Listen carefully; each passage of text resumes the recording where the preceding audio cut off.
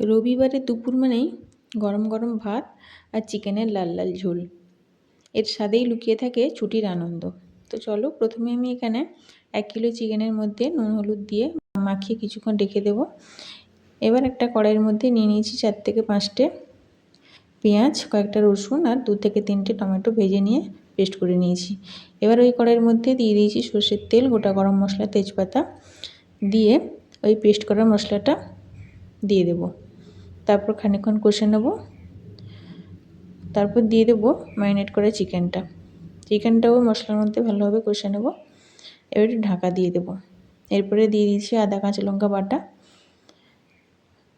তারপর দিয়ে দিচ্ছি লঙ্কা গুঁড়ো, হলুদ গুঁড়ো, জিরে ধনে গুঁড়ো দিয়ে আবারও খানিকক্ষণ কষে নেব।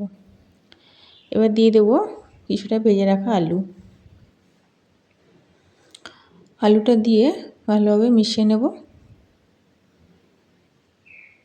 এরপর দিয়ে দিচ্ছি গরম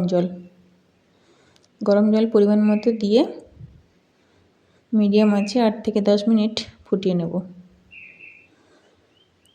এরপর শেষে দিয়ে দেবো স্বাদ মতো একটু নুন, চিনি আর একটু গরম মশলা গুঁড়ো। ব্যাস, তাহলেই তৈরি হয়ে যাবে চিকেনের লাল লাল ঝোল। এটা দুপুরের গরম গরম ভাতের সঙ্গে খেতে খুবই সুস্বাদু লাগে। তো রেসিপিটা কেমন লাগলো জানিও। টাটা।